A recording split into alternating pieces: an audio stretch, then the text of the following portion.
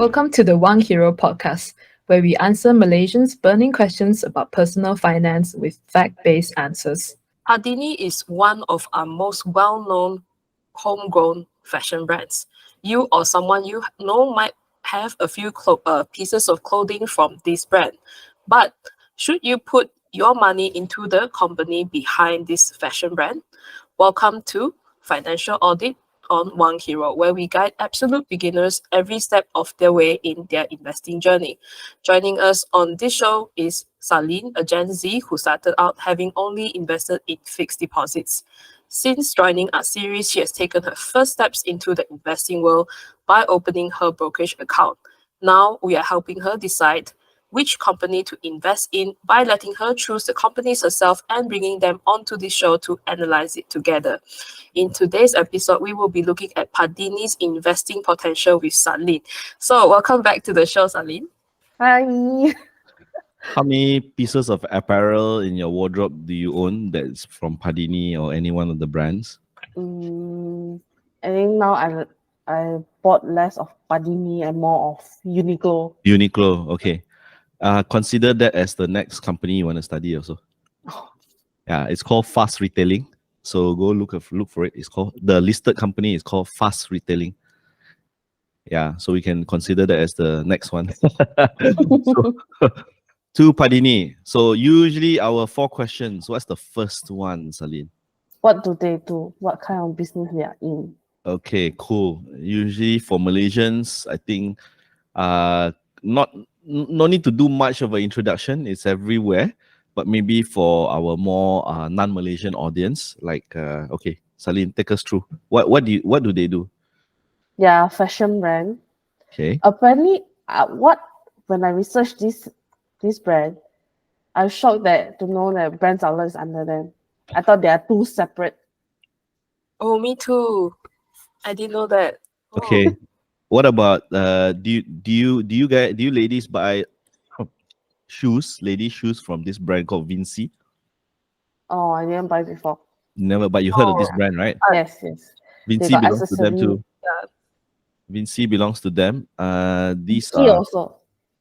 Mickey House, you know, the Yeah. kids brand. Okay, you've got Vinci, you've got okay, brands outlet. Seats.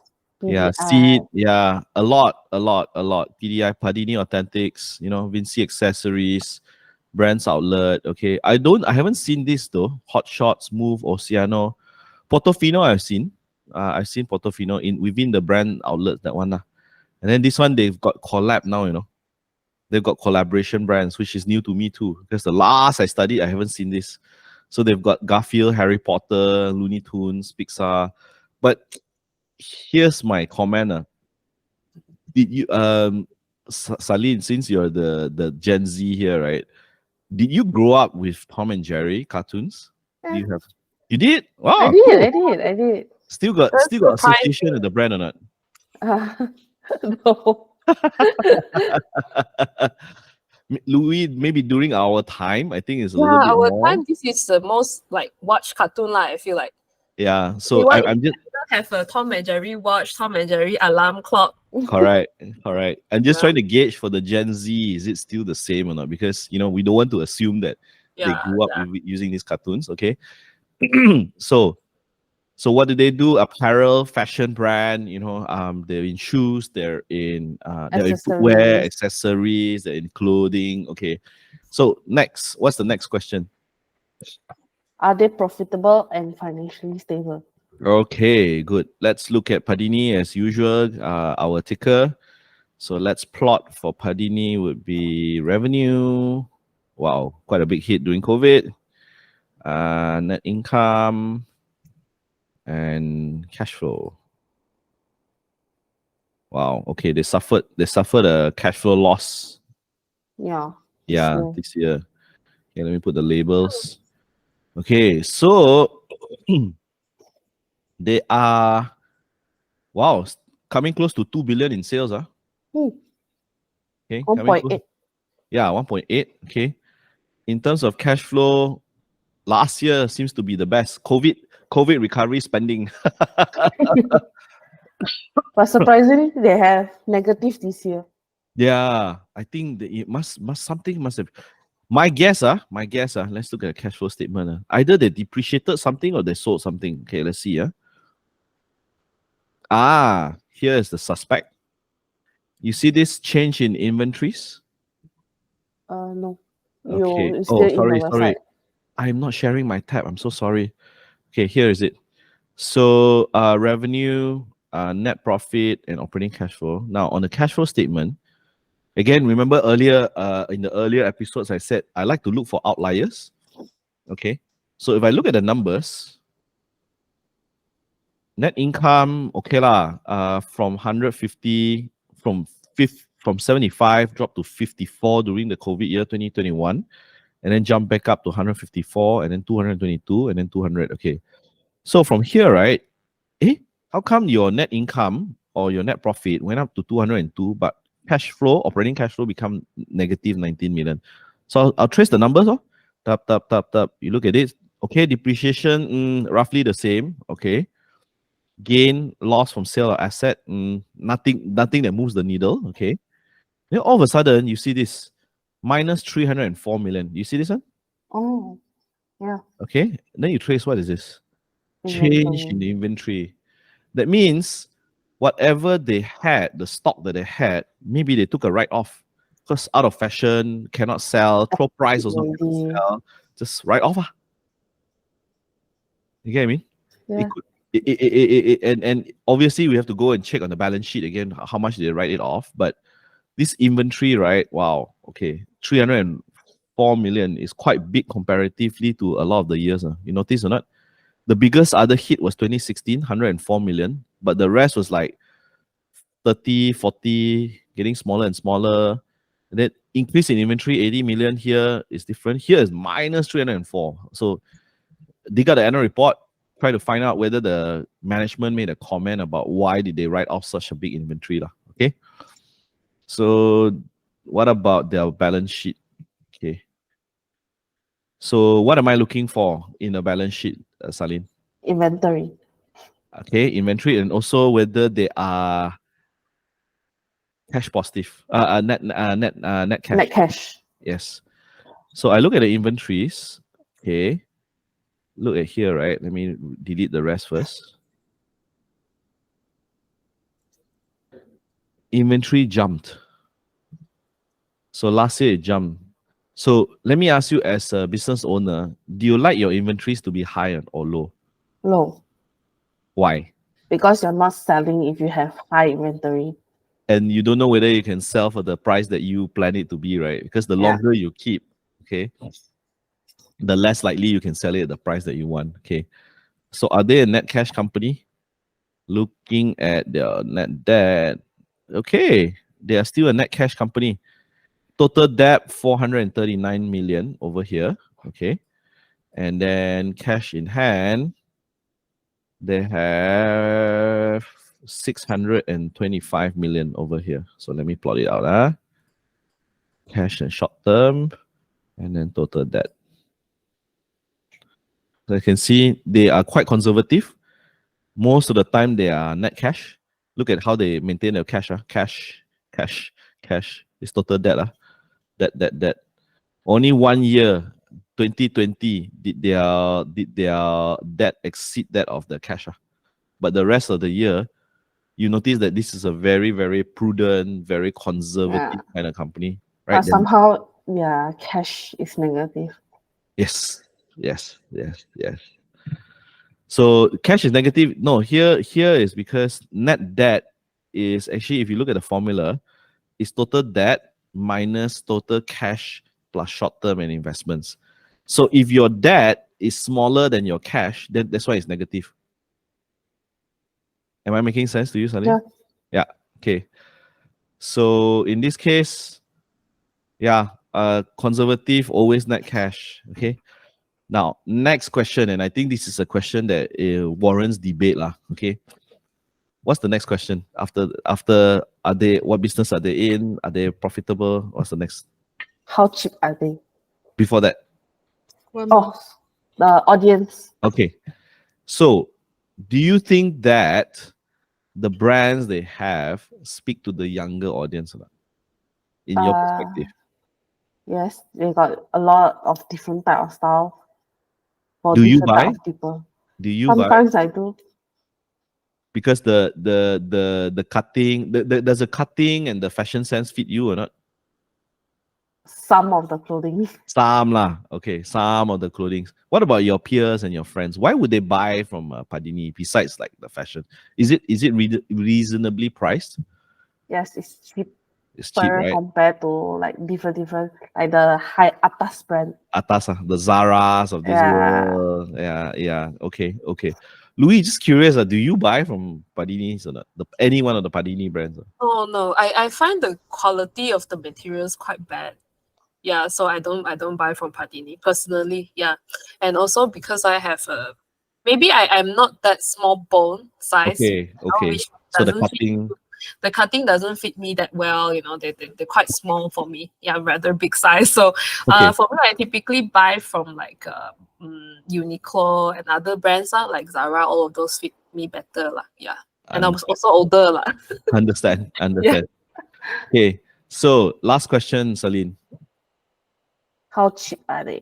Okay, let's look at valuations. Okay. Don't do quarterly. Let's do annual. Okay. So next 12 months PE. Last 12 months PE. Okay, let's look at the trend.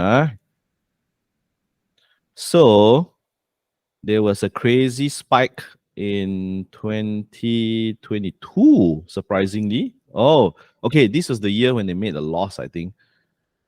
Or the income cannot be. Wow. In February 2022, the share price shot up all the way until 121 times. Wow. PE. Last 12 months. I think that's probably when they lost money or the earnings became significantly much lower. But let's look at the trend. Next 12 months mean is 12.69 over here. Okay, that means roughly about 13 times is the middle. The high is about 21, and the low is about 4.74, so about 5 times. The last is about 13.9 or 14 times. Where is it? Very high. Very high, right? Closer to the high lah. Closer to the high. Okay, because it's about 21 times is the high. Okay, now let's look at the last 12 months, the trailing 12 months. Mean is 16.9, 17 times. High is about 125 because of this blip. Low is about 5 times. Last is about 12 lah. Okay, so obviously this one is an outlier. We shouldn't use this, but the trend is anywhere between I would say 12 to 15 times PE. That's the average, okay, over the long period of time. Okay. Now, instead of just comparing Padini and just say it's cheap or expensive, what else can I do to know whether it's a fair valuation? Compare with another company. Correct. So if you go down to valuation and you see under ticker, there's this tab called competitors. Okay, if we click there. So you've got brands like Giordano International and FJ Benjamin. FJ Benjamin, I can't remember what were the brands. Let's do a quick Google. FJ Benjamin brands. Okay, let me show this tab. FJ Benjamin. Let's see what kind of brands they have. I keep on hearing this, but Casio is under them. Casio. Okay. This is Malaysian brand? And I think this is a Hong Kong listed company, if I'm not mistaken. Oh, okay. Yeah. Okay. Guess belongs to them. Marciano. I never. Oh, Superdry. Superdry? Yeah, Superdry belongs to them. Okay, this Interesting. luxury fashion. I thought Superdry is under Japan. Yeah, but you'd be surprised. Actually, all these brands, they actually it may be Japanese, but they've already bought over the ownership of the brand. Oh. Like I give you an example. Mattresses. There's this mattress brand called Englander. I don't know if you heard of it. No, I don't. Englander. Okay, it's quite a famous brand. It's actually owned by a Malaysian company. They bought the brand from the UK parent company already. Oh. Yeah, like for example, you know Jaguar, the car Jaguar. At one time it belonged to the Tata Group, Tata of India, Tata. TATA. Yeah, yeah. So, yeah, you'll be so. Oh, Marc Jacobs. Okay, Marc Jacobs. I'm surprised Marc Jacobs belongs to them. If I'm not mistaken, it used to belong to the Louis Vuitton group, lah. But maybe they're the distributor for this region. I don't know. Okay, Kohan, Avenue on Tree. Okay, lifestyle fashion. This lifestyle fashion. Guess. Okay, Super Dry.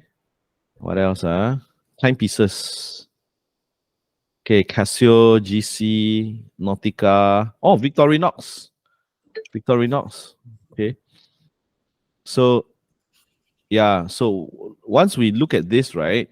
So now coming back to the peers, and come to this Oh, tab. they got the skincare line also. Yeah. Yes. Interesting, huh? Oh. Strum. Okay. So now looking at this, if we look at FJ Benjamin and we look at, oh, it's listed in Singapore. Okay, SGD. Okay. We try to figure out their valuations now. One that is already available on the screen here. This is Giordano, which is Hong Kong listed. Okay.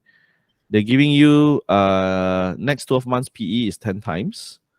Next 12 months total enterprise value against revenue is 0.93. So this is total enterprise value against revenue is sales. Okay. So you can see, right? From here, you can do a quick peer comparison to know whether, hey, instead of just valuing it for the median or mean or whatever sake, right, within its own company, you go and compare to the other competitors. You may even include people like, the Nike, but Nike a little bit unfair because Nike, they've got footwear. And footwear for Nike is very, very big.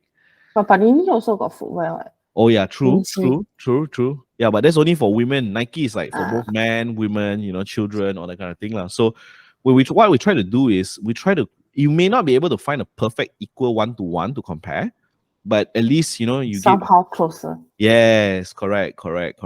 So rather than just live in a bubble and just look at the mean, right, or median, we look at the other guys out there, lah. Okay, and also this helps with understanding moat. That means if like Padini on its own, is it a brand that other people can appeal to, or will other people look at other brands? Because these are the choices consumers face today. Yeah. Yeah. Okay. Any other questions from you, Salene? I want to compare the two companies. I see how they do. Okay, let's look at the financials for Giordano. Let's do a quick one. The 3-minute test, okay? And ticker, come on, don't disappoint me. Okay, it never disappoints. Okay. Wow. Okay. It seems like Giordano's dying. Seriously. Yeah. I mean, I used to go gaga over Giordano. I mean, that was my luxury brand back then, right? I couldn't really afford, 20 years ago, John, right? I think. Yeah, when I was in my teenage years, right? Now no one shops at Giordano anymore. I hardly see people shop in Giordano. Okay. Operating cash flow. Okay, cash flow still quite strong. Okay, cash flow still quite strong. Balance sheet. Cash is about 1B. Okay. These Hong Kong dollars are, by the way, guys. Let's see whether they are in net cash or not. Yeah, they're still in net cash. I think most apparel companies, they have to be very careful. You have to be in net cash, Yeah, but looking at it, the trend, I think Giordano, let's look at Giordano. What kind of brands do they have today, Giordano? Polo t-shirts down. Okay, they don't do any other brands. Okay, let's see. Global edition, US. Huh? That's it? You're kidding me? Are they winding up or something? They're not segregating. Yeah, looking at their website, it doesn't look like they're like, I don't even have okay, so there's only one brand, or Bio Monde, newest brand. Launched in 2014. Okay, it's not new. China, Giordano Timewear, Giordano Travel Gear, Eyewear, Concept One. Yeah, it doesn't seem like they're growing. Okay, there's a documentary.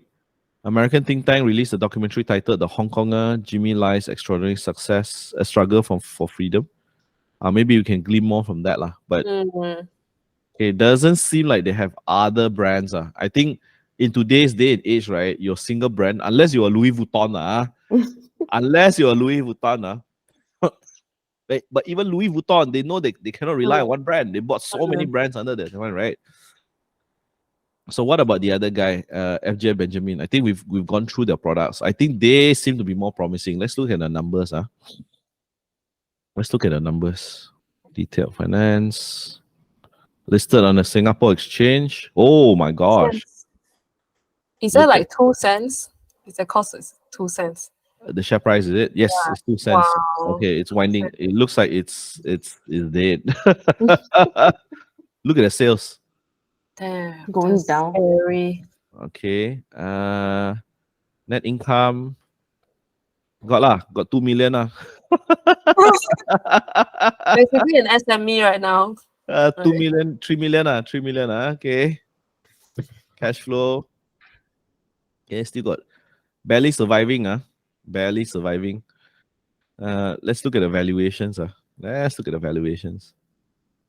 Yeah, I think it's even tough to come the numbers, but you can actually calculate manually calculate from the share price. Sorry, from the market cap against the earnings you can roughly calculate already but yeah, I doubt, unless there is like a white knight or a turnaround management team, I think this is not heading in the right direction. Yeah, going down. Yeah, Padini at least still, even though they are, it's still going strong, I mean, they're getting new brands, all that kind of thing. Yeah. So yeah, I think we barely have time for another one. Do we, Louis? Just one more, Okay. more, then we will close. Yeah. Salene, any more questions? Any more questions, if any? So far, no more. Okay, No? cool. Okay. Let's wrap All it right, up. well, then we'll wrap up the episode today. All right, so that wraps up today's episode of Financial Audit. So now over to you, our audience. Are you like Salene, someone who is thinking of buying your first stock? What did you think of today's analysis of Padini? Comment below. If you enjoy content like this, make sure to like, subscribe, and hit the notifications bell. Thank you again for tuning in today, and we'll see you again in our next episode. Bye-bye.